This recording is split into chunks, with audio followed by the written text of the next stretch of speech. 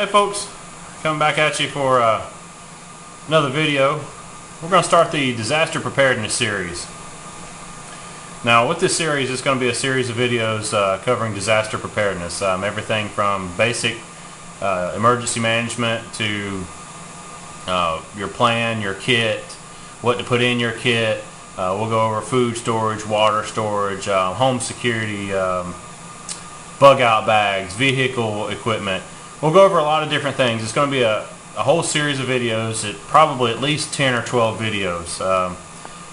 They're going to be spaced out over a period of time. As soon when I get them done, I'll post them. So it's not going to be immediately following this one. There'll be a next one and so forth. There's going to be other videos in between. But this has been something I've been talking about for a while, and I just got around to starting it. So I'm going to start this video out with an intro. And this is going to be basically an intro to disaster preparedness and a little bit of history of how things work in the emergency management world. This video, and it might roll into a second video, might be a little boring and a little dry to some people, but I'm going to try to keep it simple, and once we get the basics down, then we'll build on that and go on to other stuff. So basically, why do we prepare?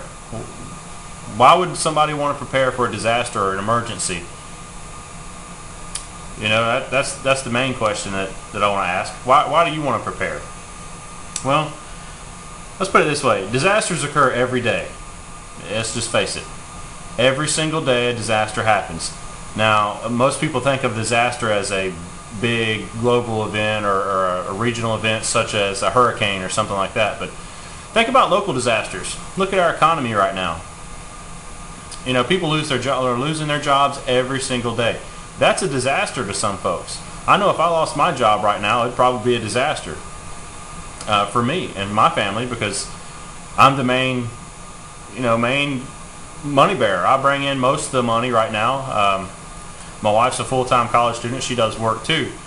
But if either of us lost our jobs, it would hurt us pretty bad. Would we recover? Yeah, eventually, but it would hurt. So disasters occur every day. It could be personal. It could be local to your area. It could be statewide, countywide, regional-wide, global, national. I mean, disasters occur everywhere.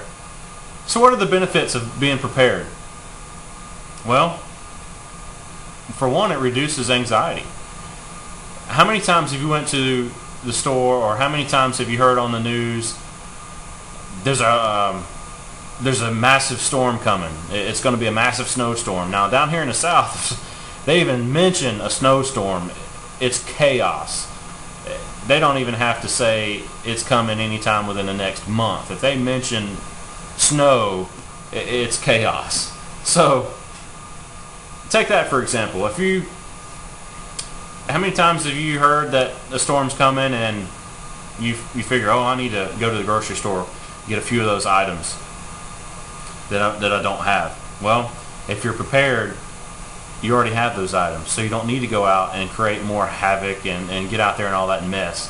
You'll have a peace of mind knowing that you've prepared, and your family will be okay for that, 3-4 days, maybe a week, maybe 2 weeks, if that incident occurs or that disaster happens. So it also increases your net worth, believe it or not. Let's say you lose your job. So you've lost your job. If you've got 6 months of food supplied or stored that you can live off of for 6 months, that's 6 months of groceries you don't have to buy. So while you're looking for another job, your family's still going to be able to eat. Let's face it, you're going to eat every day, folks. That's going to be a big thing that I'm going to talk about in this series is food storage. I'm fairly new to food storage and prepping myself. I've always kind of been in a survival mindset type, but I'm fairly new to food storage and stuff. But we'll go on into that on another video. So, it's estimated, I heard one time it's estimated that 93% of Americans don't prepare. 93%. That leaves us 7% of Americans who do prepare trying to, basically pick up the slack, So if nothing ever happens, if a disaster never occurs or an emergency never occurs, and you've done all this prepping and all, this stuff that I'm going to show you in these videos, and you've read books or whatever the case may be, and nothing ever happens, what are you out? A few dollars of, a few more canned goods in your pantry, maybe some extra water stored, the stuff that you're going to eat and drink anyway, maybe some other stuff in your home like fire extinguisher that you never thought about before. You're going to use that stuff anyway eventually. So you're not out anything in the long run. So if nothing ever happens, you're still not out anything. Alright. And like I said, it gives you a peace of mind. It gives me a peace of mind knowing that if a storm comes or something happens, that my family is going to be prepared, at least for right now, up to a month. And I'm working on that, but like I said, we'll talk about that later on. So what is a disaster? In the emergency management world and in the public safety world that I come from, a disaster is when your needs exceed your resources. Okay, so let's take for public safety, for example. One of the counties I worked in, a mass casualty incident may be that bus wreck on the interstate that has 12 patients. That's a disaster would have been a disaster. It was a disaster for us because we only had 3 ambulances in the whole county. 2 counties up, that is not a disaster. That just stresses their resources, but it doesn't exceed their resources to respond to that event. It can be man-made, or it can be natural events. So, your natural events such as a hurricane, or your man-made events like terrorism. Whole wide range of things it could be. So that's a disaster. Your needs exceed your resources. It's also something called a catastrophe. So what is a catastrophe? A catastrophe is when your needs exceed all ability to respond. An example of that would be a 9.0 earthquake in Southern California and another 9.0 earthquake in Northern California. No matter how much you plan for that event, your that disaster, that incident has exceeded all ability to respond. There is just no way that those responders are going to be able to prepare for that because this is a catastrophe. And basically a catastrophe occurs in 2 ways. One is no amount of planning can prepare for the incident. You know what the response should be, such as the earthquake response. You know what the response should be.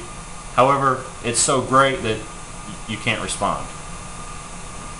And then a catastrophe can occur when the disaster gets out of hand.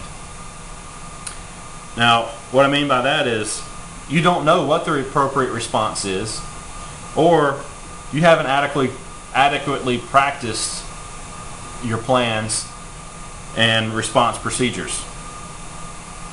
So let's say you got you send one fire truck to an apartment fire, and it's a fully involved apartment fire, and you send one fire truck. That's not going to do a lot of good. Just a little example there. Alright, so let's move on. And I tell you what, I'm going to cut this video right here, and I'm going to go into a part 2 of this intro to the Disaster Preparedness Series. And we're going to talk about the 4 phases of emergency management, how it happens on the government end, and some other stuff. We'll be right back.